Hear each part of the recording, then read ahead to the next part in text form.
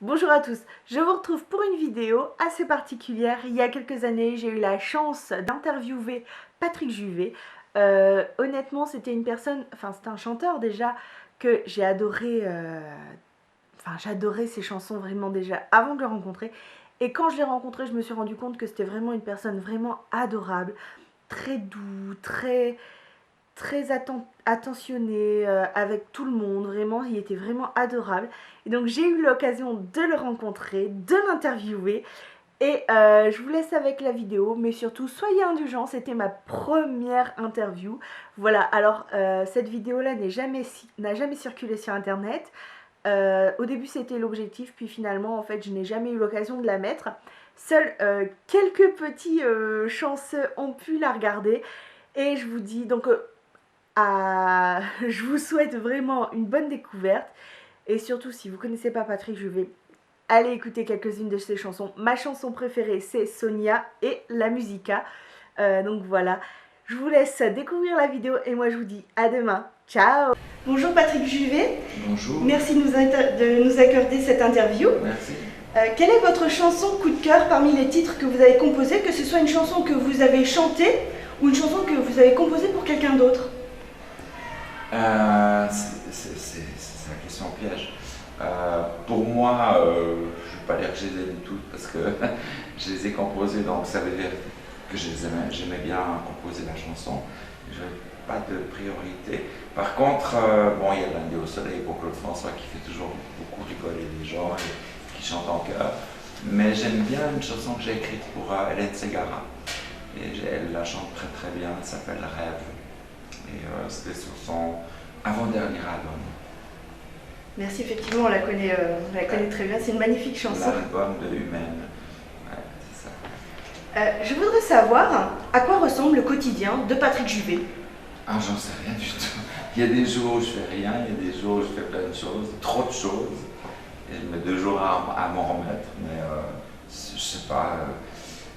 Tout dépend de la vie d'artiste, c'est compliqué, c'est que 8 mois on est sur les routes, à faire des tournées, des concerts. Par exemple, là, je sors de la tournée à Tendre, Tête de Bois, ça durait 3 ans. Et tout à coup, il n'y a plus rien pendant un mois. Je profite de m'occuper de moi. Et puis, c'est beaucoup de voyages. Mais c'est le plus fatigant parce que le public, c'est génial. Et le public vous adore aussi, il ne faut pas l'oublier. Merci.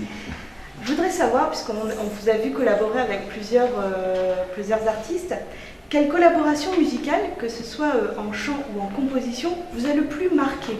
En chant, j'ai jamais collaboré. Enfin, c'est les chanteurs, en fait, comme Marc Lavoine qui a fait des textes. Ils ont fait des textes, il a fait des textes pour moi. Je travaillais beaucoup avec, je dis malheureusement parce qu'il n'est plus là, c'était Daniel Balavoine. On fait beaucoup de chansons ensemble, un album ensemble, ça aussi.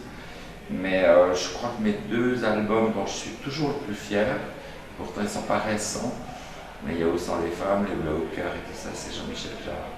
Et je crois que c'est toujours un grand artiste qui a un son magnifique et qui, je lui dis pour lui, si jamais il regarde, qu'il continue à faire des textes, parce que moi je fais la musique et il fait sa musique maintenant électronique, mais les textes qu'il fait, c'est magnifique.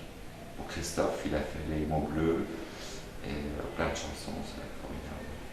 C'est vrai qu'on ne sait pas souvent. Tous les autres, c'est des Américains, et malheureusement, il y a Jacques Morali et Love America qui a disparu. Donc, c'est vrai qu'il y a beaucoup de gens qui ont collaboré avec moi qui ne sont plus là. Dommage. Malheureusement. Alors, quelle est votre chanson préférée en ce moment? Qu'est-ce que vous écoutez absolument en boucle? Ah, Daft Punk. Ça, il n'y a pas besoin de la poser, la question. C'était numéro 1 chez moi avant que ça sorte. Mais non, c'est vrai que j'aimais pas parce qu'on me parlait beaucoup trop. Et puis, je suis tombé dedans comme un fou. Je l'ai même dans la voiture, je l'ai dans ma voiture, je l'ai dans sa voiture, je le prends en voyage avec moi. Bizarrement, c'est assez disco et ça me rappelle une période. Et juste la dernière, Ouais. Quel est votre péché mignon?